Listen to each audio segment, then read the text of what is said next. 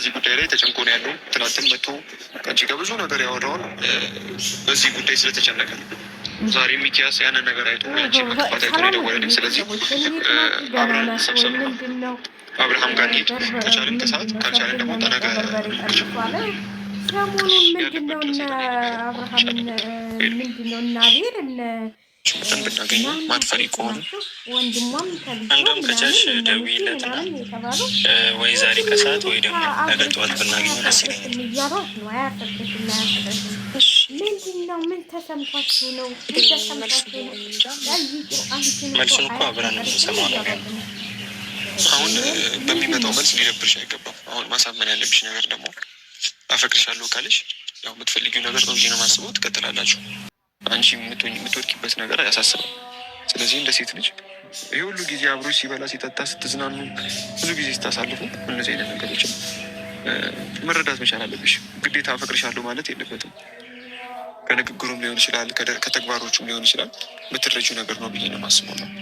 ይህም የአንቺ ስህተት ነው ብዬ ነው የማስበው። ወይ ታቆሚያለሽ ወይ ደግሞ ትቀጥያለሽ። ሴት ልጅ አንዳንድ ጊዜ አኩርፋም እኮ ነገሮችን ታስተካክላለች። ሁልጊዜ ስቀሽ አይደለም የሚሞከረው እንደዚህ አይነት ነገር። መራራቅም ካለብሽ ተራርቀሽ ራስሽን ገባሽ። አንቺ በየቀኑ እንደዚህ መንገላታትም የለብሽም። ተረዳሽኝ? ስለዚህ አግኝተነው እናናግረው ወይ ደግሞ አንቺ ራስሽ ቀድመሽ አናግሪውና ግልጹን ንገሪው። ምንድነው ሀሳብሽ ኤርሚ? አሁን በዚህ ጉዳይ ብዙ ጊዜ ጥያቄ ይፈጥርብኛል። እኔ ከሚርቀኝ ይህንን ህይወት ምርጫ አድርጌ ብኖር ይሻለኛል ብዬ ራሴን እስከ መሸወድ ድረስ እየኖርኩ ነው ያለሁት። ግን አሁን ላይ የሚኪም ሀሳብ ይህ ነገር ቤተሰብ ጋር ከደረሰ፣ አንተም ጋር ብሩክ ጋርም ከደረሰ፣ አቤል ጋርም ከደረሰ አብረን እንጠይቀዋለን ወይ ብቻ እንጠይቀዋለን? ሆናችሁ የራሳችሁን ጊዜ ስታሳልፉ ያው እንደዚህ አይነት ነገሮች ለሁለታችሁ መተው አለብን ብዬ ነው የማስበው። ምክንያቱም አፈቅርሻለሁ አፈቅርሃለሁ የምትባባሉት እናንተ ናችሁ ብትባባሉ ማለት ነው። እና እንደዚህ አይነት ነገር አለው እናንተ መሀል አፈቅርሻለሁ ብሎሽ ያውቃል? ብሎሽ ያውቃል? እኔ አንድም ቀን ሰምቼ አላውቅም። ምናልባት ከካሜራ ጀርባ ምናምን ብቻችሁ በምትሆኑበት ጊዜ እንደዚህ ተባብላችሁ ስታውቃል? አመጣሁልን አመጣንልህ ብላችሁ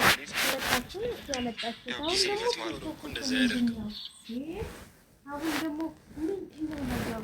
ምን አስደነገጣችሁ እናንተ? ምን ሆናችሁ ነው የፈላችሁት? እስቲ የፈላችሁበትን ነገር ንገሩን፣ ለእኛም ማለት ነው። ለእኛም አካፍሉን። ምን ሆናችሁ ነው እንደዚህ? ፍቺ ተለያይ፣ ይወድሻል ወይ አይወድሽም? ይሄ ሁሉ ጣጣ የመጣባችሁ ምን ሆናችሁ ነው? ምን ሆናችሁ ነው? እስቲ ንገሩን። እነ ብሩክ ምናምን የምትባሉት ማለት ነው። በፊት ውደጁ ብላችሁ አሁን ደግሞ ፍቹ ምንድነው ነገሩ?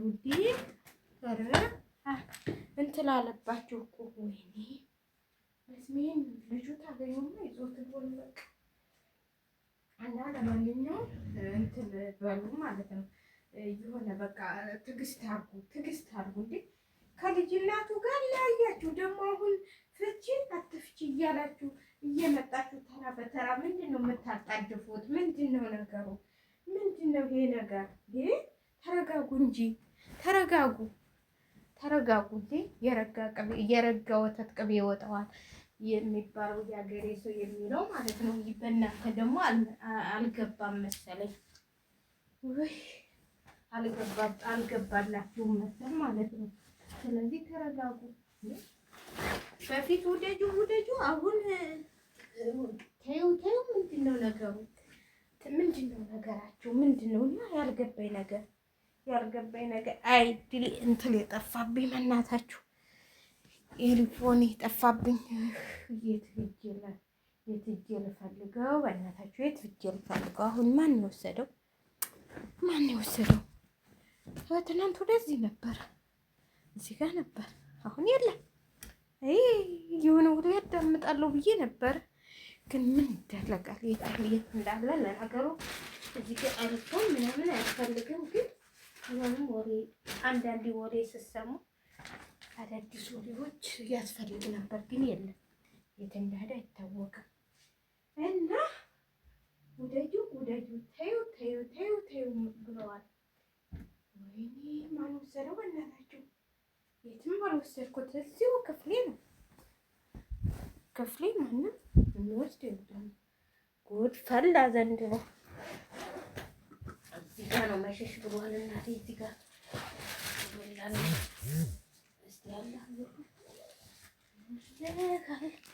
እና ውድ ቤተሰቦቼ እንግዲህ አብርሃም ዛሬው ሊፈተን ነው ማለት ነው። ፈተና ሊፈተን ነው። ፈተና መቶበታል ማለት ነው። ፈተና ሊፈተን ነው። አሁን ፈተናውን ያልፋል ወይስ ያልፈም እሱን አናውቅም ማለት ነው። ፈተናውን አያልፍም ያልፋል እሱን አናውቅም። ግን ያው ፈተና መቶበታል። ፈተና ሊፈተን ነው እንግዲህ እሱን ፈጣሪ ይደግፍህ እንልሃለን። ጉድ እኮ ነው። መጀመሪያ ምን ሲሉ ነበረ? አንቺ እንትን በይው፣ እንደዚህ አድርጊው፣ ትሪት አድርጊው፣ እንደዚህ አድርጊው ሲሉ ነበር። አሁን ደግሞ ሌላ ነገር ምንድን ነው አላማችሁ ማለት ነው? አላማችሁን ንገሩ እንዴ!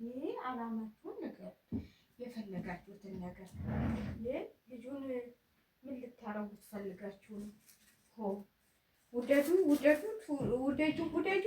ጠሪው ደግሞ አሁን ጠሪው ምንድን ነው ነገሩ? እናቴ ኧረ ተረጋጉ። ውደጁ፣ ጠሪው ብላችሁ ትደልቁታላችሁ እንዴ? እኔ አይመስለኝም እላችኋለሁ። እናንተ ምንድን ነው ነገሩ? የተደ ማን ወሰደው? እስኪ አሊ ነው የሚወስደው። ግን አይመጣም። ለማንኛውም እነ አቤሉ እነ አቤልም ተጨንቋል፣ ምንም ተጨናንቀዋል እያላችሁ ነው እንግዲህ። ምን ነው እንደዚህ ስታፋቱ ባልና ሚስት ያልተጨናነቃችሁ? አሁን ያልተጋቡ እንትሎች ምን አጨናነቃችሁ? የህይወትሽን ነው ከሰው ህይወት መጣች እንጂ እናንተ ናችሁ ያመጣችኋት። አንዴ ተሸልመ አንዴ ምን ትላለህ ብላችሁ። ስለዚህ ምን ተዋታደርባት መጀመር እድሜ ይዟት አልመጣችሁ። እናንተ ናችሁ ያመጣችኋት። ደግሞ ተለያይ ብላችሁ እንደዚህ አልገኝ አልቀለ ዛሬ ፍለጋ ሆኗል። በስማሚ ያነጠፍኩትን አልገኝ እንደዛ ሳምልኝ አተለማመስኩት እላችኋለሁ። አተለማመስኩት።